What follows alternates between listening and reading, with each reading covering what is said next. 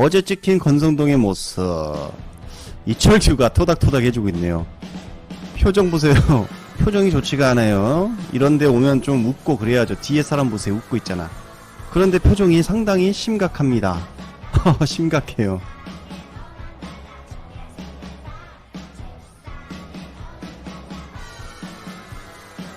새벽 2시에 단독이 나왔습니다. 동아일보 단독. 특검이 명백한 증거를 제시하자 건성동이 결국 통일교 총재 2차례 만났다.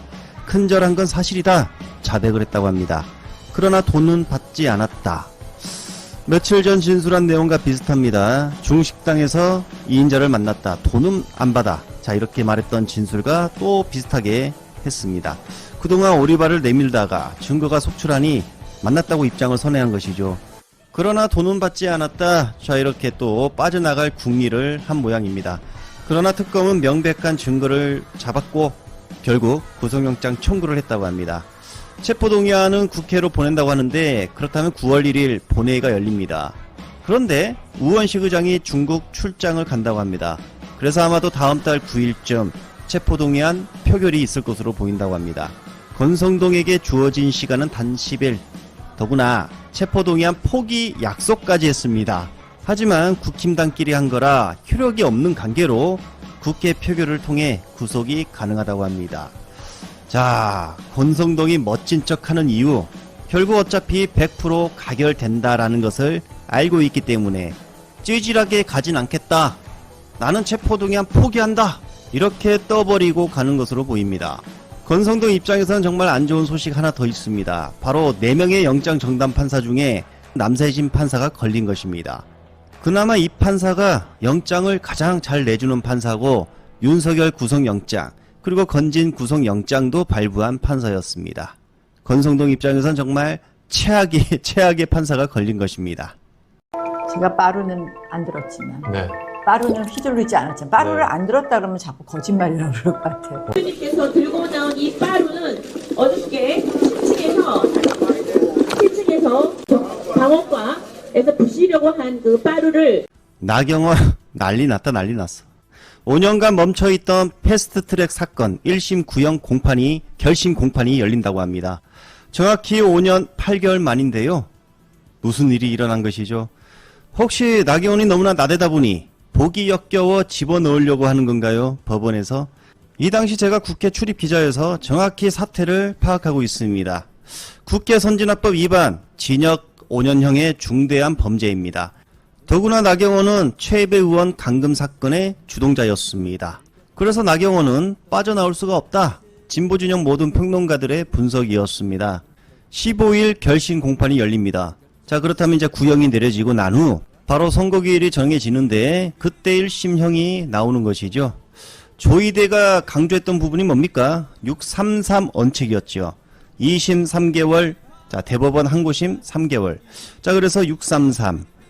자, 넉넉 잡아 6개월이면 나경원 의원직 박탈도 될 수 있다. 재판 지연 전술의 신공은 나경원 의원입니다. 소위 국회 선진화법 위반 사건, 일명 바로 나경원 빠루 사건. 이것이 발생한 것이 2019년 4월이에요. 5년 2020년 1월에 기소됐어요. 지금 6년째 1심 판결이 나지 않고 있어요. 법원행정 차장, 예. 이 사건은 왜 이렇게 재판을 6년 동안이나 안 하는 거예요? 국민의힘 의원님들, 나경원 의원한테 왜 이렇게 재판이 지연되는지 자료 제출 요구해서 저한테 좀 보여주세요. 국힘도 단일 대우를 애쳤다고 합니다. 그런데 전환길 배제 기류, 전환길 그냥 버림받았습니다. 왜냐하면 단일 대우로 가기 위해서는 전환길을 버려라 뭐 이렇게 주장하는 의원들이 상당히 많이 있다 이렇게도 보이고요. 장동혁이 당대표가 되자마자 강경 기조를 한 발 물리고 대여 투쟁력 확보를 위한 내부 통합 기조를 잡는 분위기다. 정당대회 과정에서 치열하게 썰전을 벌였던 조경태 의원과도 갈등을 확전하지 않겠다는 기류다. 또 전환길 씨의 기용은 사실상 물 건너가는 분위기다. 어제 비공개 회의에서 조경태와 장동혁이 만나서 이야기를 했는데, 굳이 갈등을 키울 필요가 없다. 이렇게 합의를 하는 분위기였다. 그래서 자연스레 전환길 등용설이 수면 아래로 가라앉는 분위기다. 국힘의 한 관계자, 전 씨에게 지책을 주기는 어려울 것. 당내 반대가 적지 않다. 그러니까 반대가 상당히 많다는 겁니다. 버려질 것을 알고 있었나 봅니다. 전환길. 날 품어야 국회의원에 대통령도 될 수 있어. 이런 말을 했다고 합니다. 제발 날 버리지 마. 이거 아닙니까? 그러면서 대구시장 공천을 받으면 나갈 것이다. 그러나 이진숙이 나오면 양보하겠다. 자기가 뭔데? 대구시장을 노리고 있어요. 야, 정치하지 않는다면서요? 뭐죠 이게? 자기가 너무나 구구적이라서 버려질 것을 우려한 발언 또 나옵니다. 장동혁과 갈라놓으려 해도 이심점심으로 신뢰. 우리는 신뢰하는 사이다. 반헌법적이고 그래서 파면한다는 결정을 헌법재판소가 내렸거든요. 8명 전원일치입니다. 여기에 동의하지 않으십니까? 네, 동의하지 않습니다. 법이라는 것은 지금 역사가 지난 다음에 다시 재평가를 하기도 합니다. 야. 제가 동의하지 않는다라고 표현하는 것은 저런 애가 최고위원이지. 분명히 지금 대통령의 개헌권도 헌법에 보장되어 있습니다. 근데 자, 그 그럼 판단이 대통령의 잘못됐다는 권한이- 거잖아요. 헌법재판소의 그러니까 판단은. 그거는 대통령이 명확하게 얘기할까요? 헌법재판소가 이것에 대해서 판결할 권한이 원칙적으로는 없어야지 맞는 것이죠. 대통령의 의중은 어떤 국민도 다치게 할 의도가 없었다. 그리고 어떤 국민도 불안하게 할 의도가 아니죠. 없었다. 아니죠. 네. 그것은 동의할 수 없습니다. 바로 더 제지하죠. 토론을 하면 안 될 것 같고요. 국힘이 정말 끝날 수밖에 없는 이유. 지금 아주 멍텅구리 한 명이 등장해 눈길을 끌었습니다. 김민수 최고위원이 구치소 답 기다리는 중. 이 말이 무엇이냐? 윤석열 접견 이미 신청을 했다고 합니다. 윤석열을 만나러 가겠다. 그러면서 파면도 동의 안 한다. 이런 멍텅구리가 있네요. 헌재 결정 수긍 안 돼. 윤석열 재평가 될 것이다.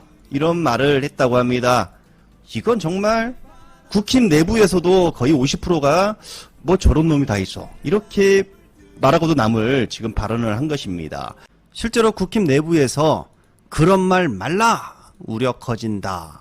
조만간 이진숙을 보지 않아도 될 것 같습니다. 대통령실의 입장이 나왔는데 이진숙 정치 중립 위반 밝혀져 직권 면직 검토에 들어갔다고 합니다. 감사원이 7월 초 위반으로 결론을 내렸고 이 사안만으로도 상당히 심각하다.